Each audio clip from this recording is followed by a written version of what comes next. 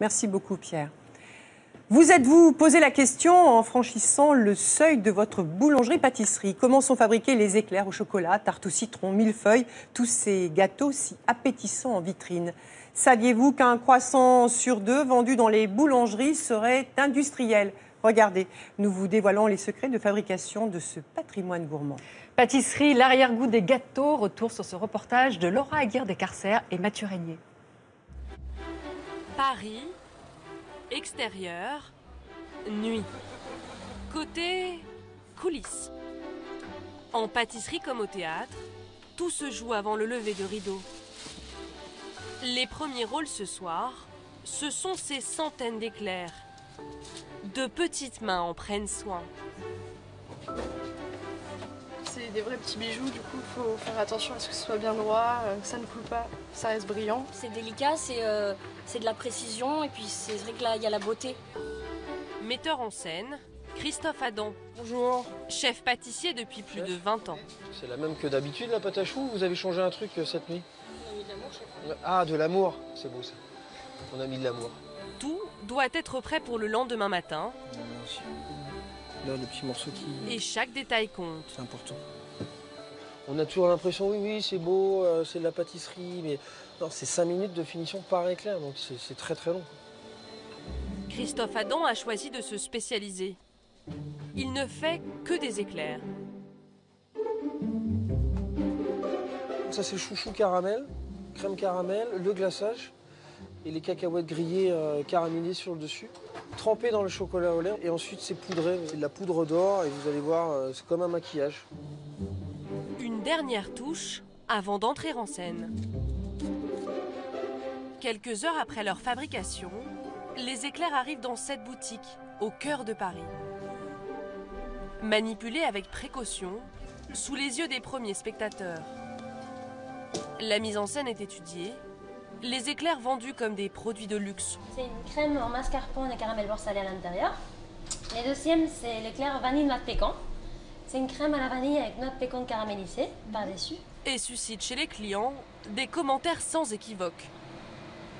Alors? C'est le plus grand plaisir, moi, c'est des saveurs qui changent au fur et à mesure qu'on goûte l'éclair. Je sais pas trop comment expliquer, enfin, c'est vraiment bon, c'est fin, c'est... C'est bien. J'aime bien. Un plaisir de très courte durée qui a un prix. Ce coffret de 10 éclairs vaut 85 €. Ici, à l'unité, ils se vendent 5 €. C'est 2 fois plus cher que dans une boutique traditionnelle.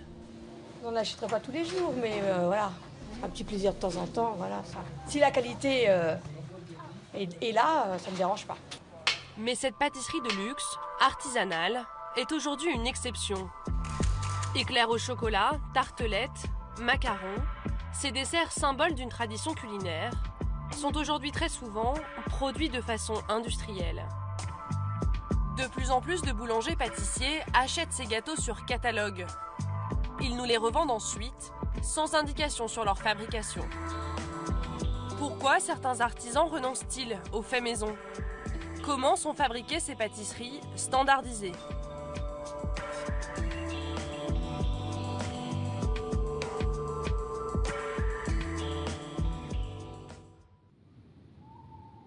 Travailler en pleine nuit, c'est le quotidien de Nicolas Bougron. Il est boulanger-pâtissier en Ardèche. Bon, bah c'est parti. Allez. Un artisan passionné. Vous avez commencé? C'est bon? Vous avez tout sorti? À 48 ans, il a passé plus de la moitié de sa vie à élaborer des pâtisseries. Avec Tony et Morgane, ses 2 apprentis, tous les matins, ils font à la main choux chantilly, tartelettes, éclairs, tout en toute petite quantité. Qu'est-ce qui vous plaît dans ce métier? C'est ça qui est génial. Ça? Faire des formes un peu qui changent un petit peu aussi. C'est travailler la matière? Ouais, faut les caresser, faut les sentir. Elles vivent, donc on peut pas les forcer à faire quelque chose. Seulement aujourd'hui, Nicolas a du mal à vivre de son activité qui lui prend un temps fou. Il met près d'1 heure et demie pour faire les 12 éclairs qu'il vendra en boutique ce jour-là. Qu'est-ce qui coûte le plus cher dans la fabrication d'un éclair? Le temps. Le temps. C'est 12 de ceci, 12 tartelettes, 4 ceci, 4... Et ça prend un temps monstre. Tout ce qui est en petite quantité prend beaucoup plus de temps. C'est économiquement viable encore de faire de la pâtisserie artisanale comme ça? J'ai envie de vous dire oui, parce que c'est pour le plaisir. Si j'étais tout seul, oui. Viable, si j'étais tout seul, si on compte pas 16 heures. Avec des salariés, non. Pour nous, Nicolas a fait ses comptes. C'est quoi ce papier? C'est le prix de revient d'un éclair. La matière première ne coûte pas grand-chose. Pour 16 éclairs, 44 centimes de beurre, 60 centimes d'œuf. Les dépenses les plus élevées, ce sont les salaires, plus de 11 €. Résultat, un seul éclair coûte 1,45 € à fabriquer. Vendu 2,40 €, Nicolas gagne moins d'1 €.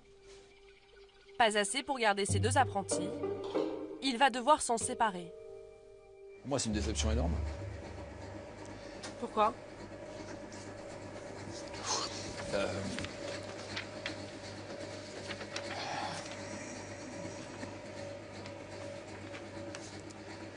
J'avais 2 jeunes avec moi qui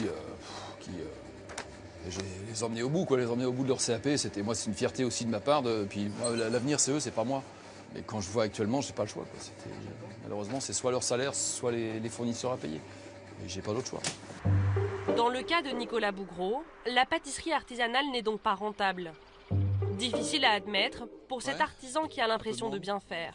Alors il a décidé de dire tout au son désarroi. Tiens, je voulais vous faire voir une petite chose. Toute petite chose. C'est un coup de gueule que j'ai depuis un petit moment. Quitte à dénoncer au passage certains de ses confrères. Qu'on n'ait pas différencié des autres. 90% des boulangers à pâtissiers ardéchois et drômois, malheureusement, utilisent des produits finis congelés. Une honte à l'artisanat.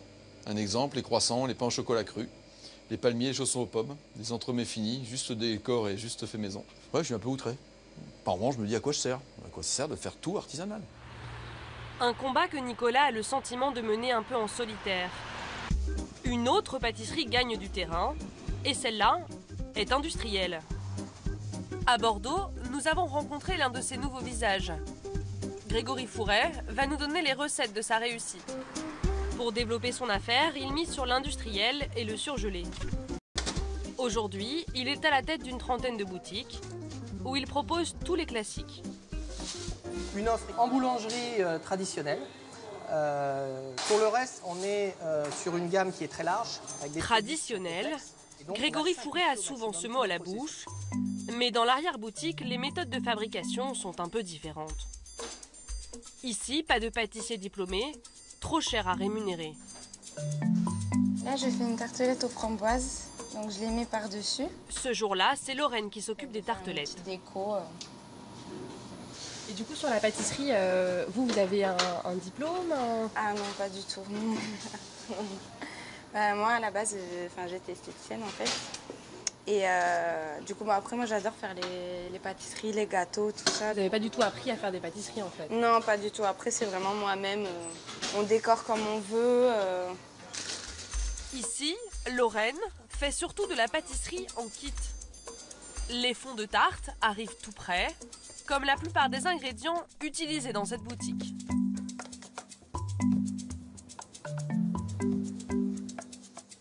Elle est bonne cette crème? Ah oui. J'ai le droit de mettre. Pour Grégory, un gain de temps et d'argent. Très, très bon.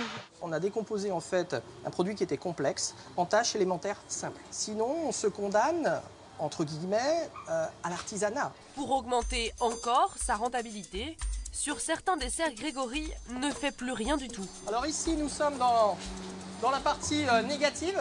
Donc là où sa recette de l'éclair au chocolat, on la trouve ici, dans le congélateur.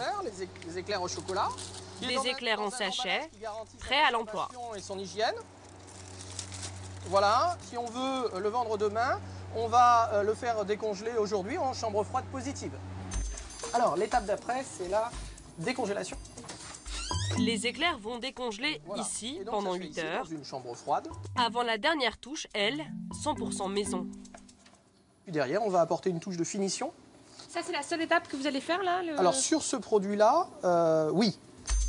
Pourtant, en boutique, c'est une autre histoire qu'il raconte.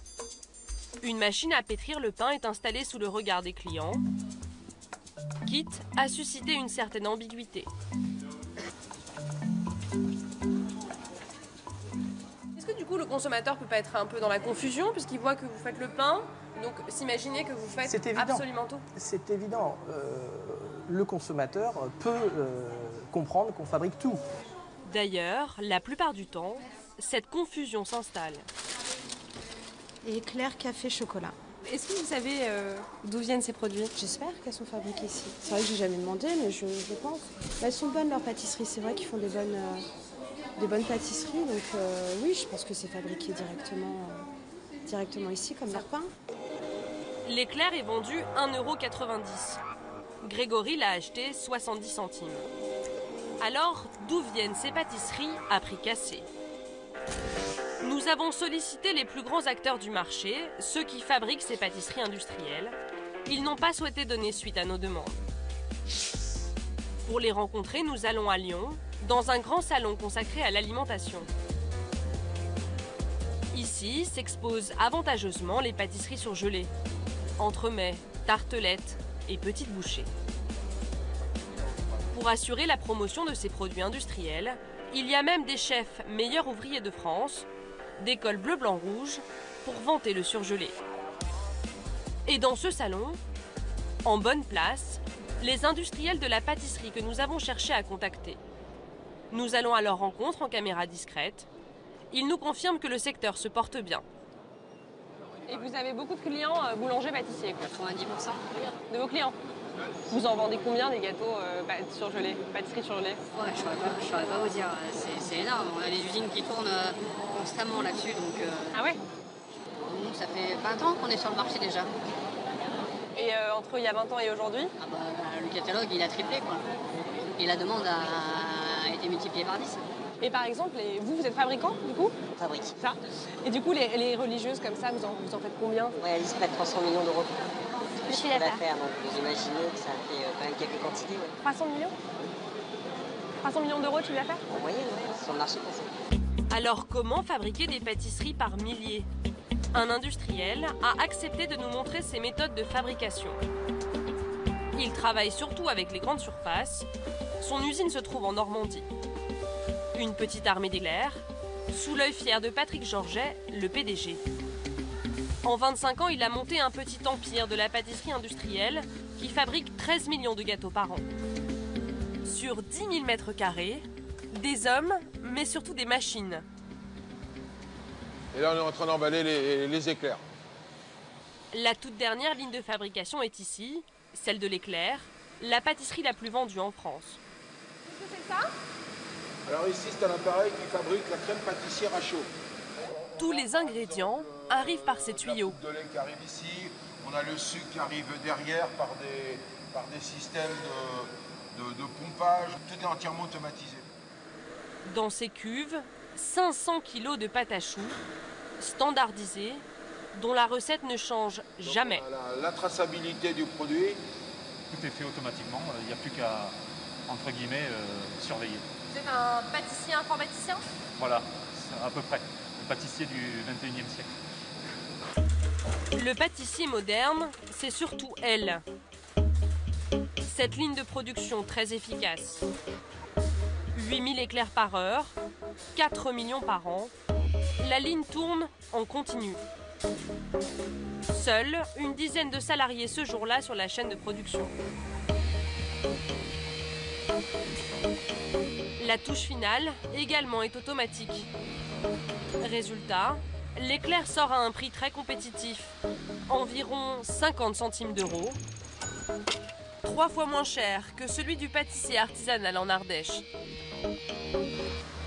Donc, l'éclair que vous voyez là, vous mettez celle d'un artisan à côté, il n'y a pas de différence. Voilà. Alors, il y a peut-être le côté fondant qui est peut-être un petit peu industriel, mais parce que c'est régulier. Quand c'est artisanal, on n'aura pas, je dirais, un glaçage vraiment nickel. Ça va tomber un peu sur les côtés et tout ça. Mais bon, là, il n'y a rien à dire. Rien à dire. Est-ce que vous pensez que ce produit, il peut se retrouver chez des boulangers-pâtissiers? Complètement, oui. Complètement. Ça peut très bien se retrouver chez des boulangers-pâtissiers. Et les gens les verront tout feu. Pour l'instant, ces éclairs, comme tous les desserts fabriqués par l'usine, sont revendus frais. Mais bientôt, le patron va se lancer dans le surgelé pour profiter de ce marché en plein essor. Des desserts au prix compétitif qui offrent bien d'autres avantages. En Ardèche, nous retrouvons Nicolas Bougreau, l'artisan, défenseur du fait maison.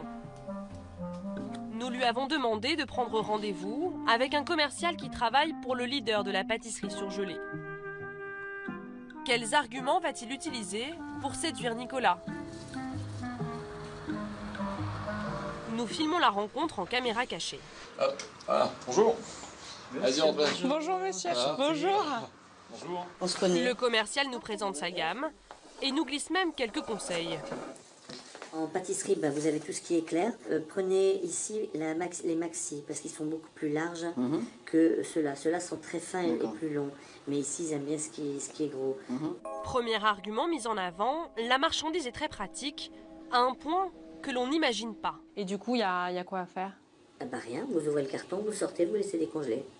Vous le mettez dans votre vitrine et puis c'est prêt à être vendu. Et ça se ramollit pas, ni la pâte? Non, non. En fait, moi, ce que font souvent les gens, c'est que le matin, à 5 h, quand ils font leur pain, ils mettent en place leur vitrine. Le produit décongèle tout doucement. Donc, en général... Le produit, on peut mettre le produit surgelé direct dans la vitrine? Directement dans votre vitrine. On pourrait, en fin de compte, ne rien fabriquer du tout, du coup. En fin de compte. Ah oui, vous pourriez. Monter une pâtisserie en fabriquant strictement rien. Ah oui, il y en a plein qui le font. Ne rien fabriquer, décongeler le produit à la demande et ainsi éviter les pertes. Le commercial avance ensuite son meilleur argument, le bénéfice pour le pâtissier. Et vendez combien vos desserts actuellement? De 20. De 20, de 20, de 10, de... Là, ça va, regardez, vous achetez 1,13 €. Vous vendez 2,20 €, vous multipliez quasiment le prix par 2, vous n'avez rien fait. Vous avez ouvert la boîte et mis en vente. C'est sûr que là... Avant de nous quitter, le commercial aborde un dernier détail qui a son importance. Il nous promet une livraison en toute discrétion. Une exigence de la plupart des boulangers. Ils préfèrent que leur clientèle ignore qu'ils vendent des pâtisseries surgelées. Un homme nous a donné rendez-vous en pleine nuit. Benjamin a travaillé pendant 2 ans pour le leader des desserts surgelés. Il veut nous montrer un étrange ballet qui a lieu devant les boulangeries-pâtisseries. Des camions, stationnés, sans aucun signe distinctif.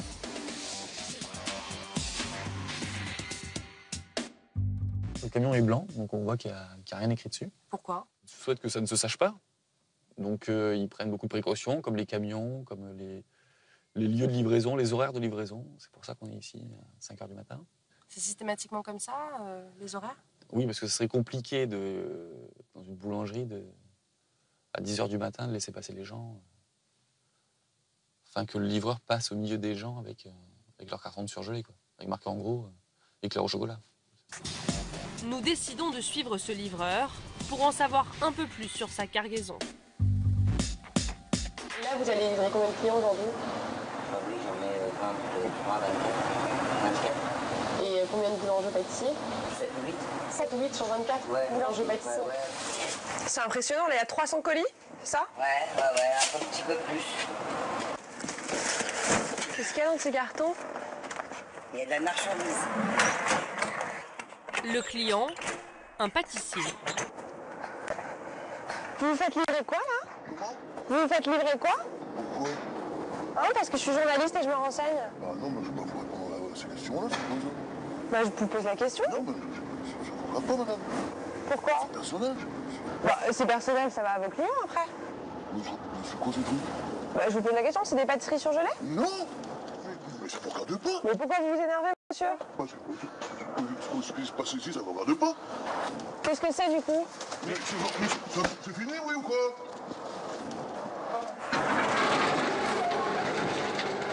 À quelques mètres de là, toujours dans le même quartier, nouvelle étape de la tournée. Cette fois-ci, une très jolie pâtisserie. Le livreur commence à s'agacer. Excusez-moi pour tout à l'heure. Hein. Vous n'avez pas compris. C'est des croissants. Ils ne veulent pas, c'est tout. Je suis désolée. Qu'est-ce que vous livrez dans cette pâtisserie? Les clés de 12. Ça, c'est des flancs, c'est ça? Flancs. Ça, c'est des flancs pour une pâtisserie. Bah, c'est marqué flanc dessus. Bonjour, monsieur, excusez-moi. Vous êtes fait livrer quoi, du coup? Bah, des produits surgelés. D'accord. Voilà. Parce que vous utilisez des produits surgelés? Un peu, oui. Pourquoi? Madame, je vous remercie. On n'a pas la personne qui travaille pour ça. Vous êtes fait livrer quoi ce matin? Des viennoiseries. Et des flancs, j'ai vu. Eux aussi, ouais. Et vous prenez quoi en surgelé en général? Ça, c'est tout. Et c'est courant de vous faire livrer comme ça? Ah bah c'est toutes les semaines chez nous. Mais vous allez en face, c'est là aussi. Chez eux, c'est pareil. Il y en a beaucoup, c'est comme ça. Maintenant, les trois quarts font ça. Ces commerçants font-ils passer ces pâtisseries industrielles pour du fait maison? En caméra discrète, nous retournons dans cette dernière boutique poser la question. Bonjour, à vous prendre 2 parts de flan, s'il vous plaît. 4,60, les 3 de 30. Et toutes vos pâtisseries sont faites maison? Oui, madame. Le flan aussi? Oui, merci. Merci, au revoir, merci. Il est si bon. Parce qu'en fait, on est journaliste. Oui. Et on a vu l'autre jour une livraison de pâtisseries surgelées. Ah ben, et il y avait des flans. D'accord, il y a peut-être des flans, mais pas ici. C'était ici. Ah, on ne vous livre pas de la pâtisserie. Vous avez regardé ce qui était marqué sur les boîtes? Oui, il y avait marqué flan. Vous avez le droit de regarder? Quand c'est sur la voie publique, oui. Donc je viens vous poser la question. Et alors, qu'est-ce que vous voulez que je vous réponde? Pourquoi vous ne le dites pas aux clients, du coup, que c'est des pâtisseries surgelées? Mais je vous réponds pas. Merci. Même si ce commerçant ne dit pas la vérité, il ne fait rien d'illégal. S'il veut écrire boulangerie sur sa vitrine, un commerçant est obligé de produire son pain sur place. En revanche, pour les pâtissiers, aucune obligation de fabriquer eux-mêmes leurs gâteaux. Mais lorsqu'ils vendent certaines pâtisseries surgelées, ils doivent en informer le consommateur par un petit logo, un pingouin ou un flocon. Et c'est le travail d'Yves Brandt, inspecteur à la préfecture, de le vérifier. Bonjour madame. Il n'annonce jamais sa venue. C'est de la préfecture de police pour un contrôle d'hygiène. Et ce qui l'intéresse se passe toujours dans les arrière-boutiques. Alors voilà. Ah, ça c'est... Il commence par une inspection de l'hygiène. Bon, on va aller voir. Alors vous n'avez pas de savon, il n'y a pas de papier. Avant de s'intéresser au congélateur. Lavage des mains, pour se laver les mains de manière hygiénique. Alors, bon, alors pareil, hein, rangement. Oh non, alors. Bah, non, vous travaillez un peu n'importe comment quand même, hein, même beaucoup n'importe comment, hein, je crois. Bon, ces pâtisseries, elles, ont bien été produites sur place avant d'être congelées. Le pâtissier les stocke pour éviter d'en faire tous les jours. Mais en informe-t-il le client? Yves remonte en boutique pour le vérifier. Donc ça, pareil, c'est les macarons qu'on a vus dans le congélateur. Ça, c'était le fraisier aux fruits rouges. Côté vitrine, Yves a beau chercher, aucune indication. Qui était découpé d'accord. C'est un défaut d'information. Tout à fait. De toute façon, qui est verbalisable. Hein. Et là, concrètement, vous allez faire quoi? Là, je vais lui demander de l'indiquer. Cette fois-ci, le boulanger ne recevra qu'un avertissement. Il plaide l'ignorance. Presque 30 ans que je suis là, dans la boulangerie. Vous avez demandé ça, c'est pas longtemps. Pour cette infraction, la contravention peut aller jusqu'à 750 €. Un montant qui ne semble pas inquiéter les boulangers. Second contrôle pour Yves Brandt. Tout est fait ici, sur place? Là aussi, certaines pâtisseries sont décongelées avant d'être vendues. Là non plus, la mention n'est pas indiquée. Opéra, vous avez un flocon de neige ou alors vous avez un petit igloo qui doit être visible. Manque de transparence sur ces pâtisseries surgelées, alors que la réglementation l'impose. Mais y a-t-il d'autres choses qu'il faudrait savoir sur ces produits et que les étiquettes ne nous disent pas? Alors là, la composition du millefeuille. Au cours de notre enquête, nous avons découvert que ces pâtisseries industrielles contenaient des ingrédients inattendus. À l'usine de fabrication d'abord, E270, E160, E171, une liste de conservateurs et de colorants. À Bordeaux ensuite, dans la boulangerie de Grégory, d'autres additifs dans ce nappage pour rendre les fruits plus brillants. E410, E331, E163. Trisaudite. Vous savez ce que c'est tout ça? Non. Non, bon, les premiers, oui, mais après, non. En quelle quantité ces additifs sont-ils présents dans les pâtisseries industrielles que nous vendent nos boulangeries? Pour répondre à cette question, nous achetons au hasard desserts et macarons. Nous demandons à un laboratoire de les analyser. Quelques semaines plus tard, nous recevons les résultats. 4 échantillons sur 8 contiennent des additifs, des conservateurs dans certaines pâtisseries et des colorants de synthèse dans les macarons. Nous apportons ces analyses à Béatrice de Rênal. Elle est nutritionniste. Pour nous, elle va les décrypter.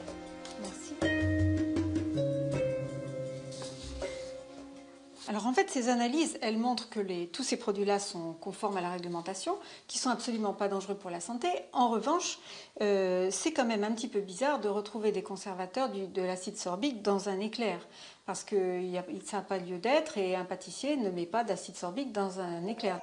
De l'acide sorbique, un conservateur très souvent utilisé par les industriels pour allonger la durée de conservation du produit. Pour la nutritionniste, le consommateur devrait être plus informé, comme il l'est dans ces pâtisseries achetées en grande surface. Alors là, effectivement, vous avez acheté ces produits-là en grande surface, donc eux sont étiquetés. Cette tarte au citron, ce qui est assez drôle, c'est que finalement, elle est plus transparente que la tarte au citron que vous avez achetée chez votre pâtissier, entre guillemets, artisan. Face à ce manque d'informations, y aurait-il tout de même un moyen pour le consommateur de distinguer l'industriel de l'artisanal? Et notamment, grâce à ce qui fait toute la saveur de ces pâtisseries, leur goût. Nous avons convié Christophe Felder, maître pâtissier depuis plus de 30 ans à Strasbourg, fervent défenseur du fait maison, et Bénédicte, une consommatrice gourmande et fan de dessert. Nous allons les soumettre à un test à l'aveugle. Devant eux, 3 éclairs au chocolat. Un seul est industriel et surgelé. Les 2 autres sont faits maison. Arriveront-ils à faire la différence? Première bouchée, premières impressions. C'est un chocolat un peu assez racé. C'est amer, ça fait penser à un chocolat un peu guanara, un peu presque à 70%. Franchement, la pâte à choux, elle est bien, elle est gourmande. C'est bon. Moi, j'ai l'impression que c'est réalisé avec des produits de qualité. Autour maintenant du 2e éclair. Apparemment, au goût, c'est différent. C'est beaucoup moins fort en chocolat, en cacao, que le premier. Là, on est sur une autre planète par rapport à avant. On sent le sucre, hein, le côté sucré. Et la pâte à choux, elle est un petit peu fade comme ça. Elle est fade, moi je la trouve élastique en plus. Enfin, le 3e éclair. Là, ça tient. C'est dur, c'est compact, un peu sec. Elle est un peu sèche. Ouais. Selon vous, lequel de ces éclairs est industriel et surgelé? J'aurais envie de dire le 3e. Bénédicte semble sûre d'elle. Pourquoi vous pensez que c'est le... C'est la pâte qui me met la puce à l'oreille. Christophe, lui, hésite un peu. Surgelé industriel, celui-là. Et celui-là, ce qui est possible, c'est que la pâte à choux a été surgelée et remplie après. C'est le moment du verdict. Ah. C'est l'éclair surgelé, c'est le 2e. Christophe avait raison. Vous êtes trompé? Moi, j'ai pas vu qu'il était surgelé, moi. C'est un peu surprenant parce qu'il présente bien. Donc il est trompeur. Mais dès qu'on l'a en bouche, on est déçu. Quand on réfléchit un peu, il est quand même très sucré. Et parce qu'en surgélation, pour garder le brillant, il faut beaucoup de sucre.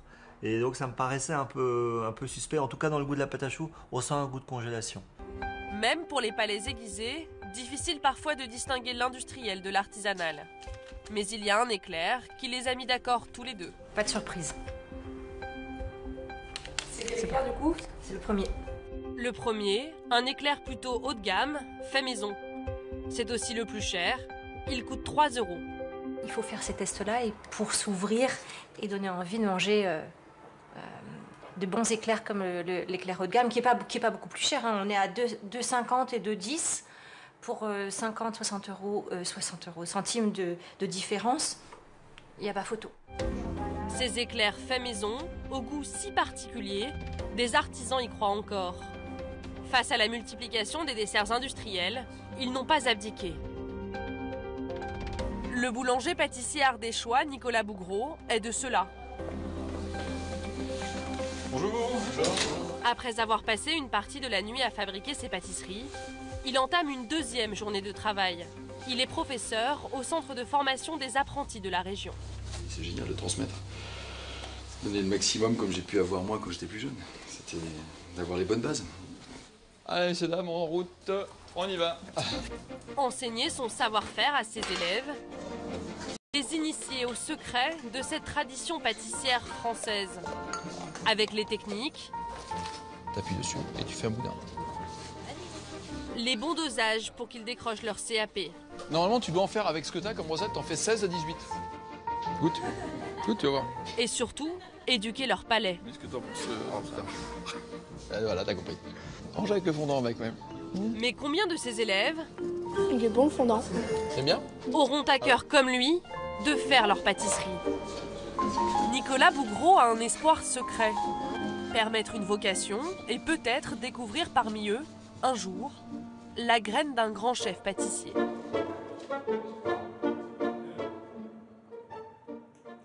Et puis quelques nouvelles depuis notre tournage. Nicolas Bougreau, le pâtissier que nous avons suivi en Ardèche, a fermé sa boutique.